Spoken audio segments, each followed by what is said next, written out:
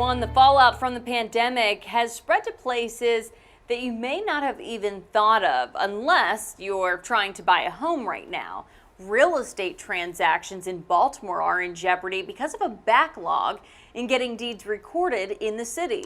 WMAR News investigative reporter Mallory Safaste explains how it's costing home buyers and the city, because if it matters to you, it's a matter for Mallory.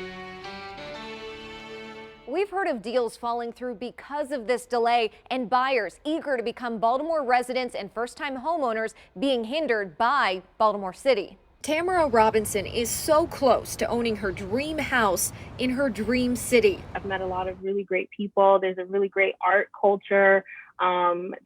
There are lots of social justice movements that I can be a part of, and really, really, really good food. She set a goal to buy a home before 2020, and that became possible with a low interest rate through a program encouraging buyers to purchase in developing areas. I was very excited. Soon after, she found the perfect house. We made an offer same day, got it under contract, and my closing date was December 30th. So I was like, yes.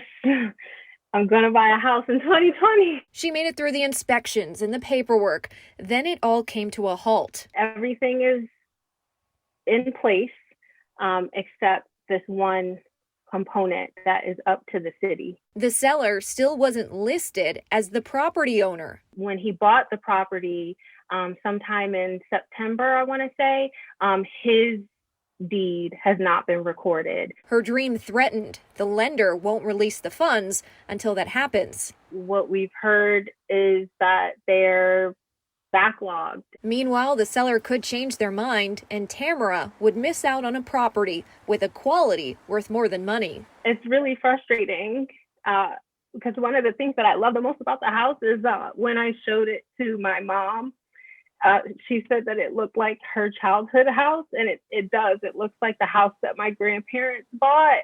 You know, I felt like that was like the ultimate seal of approval, like this is the house for sure. Yvonne Deerdorf, president of Lakeside Title, said these delays have plagued real estate transactions in the city. We did a bulk sale at the end of October, and it was 243 properties. That deed is still not on record.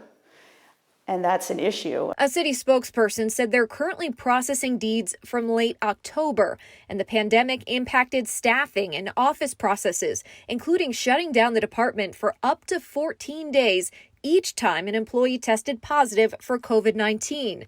Additional employees have been deployed from other units to assist in clearing the backlog, and an automated system is being procured and should be up and running within 45 to 60 days. It's so much revenue for the city. Yvonne wants to see the city make this a priority. She thinks they'd want to, considering how much money they may be losing out on. One transaction that we did last year, it's $750,000 in revenue.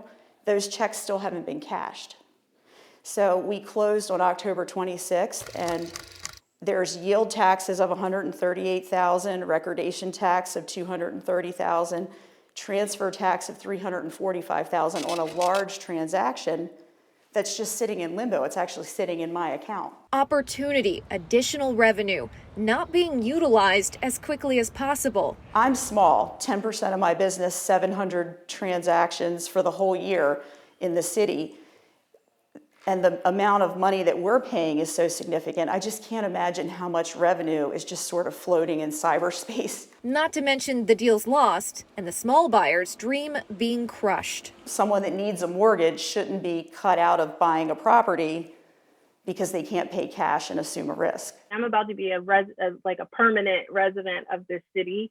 It makes me so angry to know that that's how services are administered in Baltimore City. After we contacted the city, the deed for Tamara's property was processed. Yvonne also said this issue is affecting home buyers who need federal assistance. Once again, the deal can get held up if the seller's name doesn't match the owner on record. And she's seen some delays in Baltimore County. However, those have been due to water bill issues, which are handled by the city.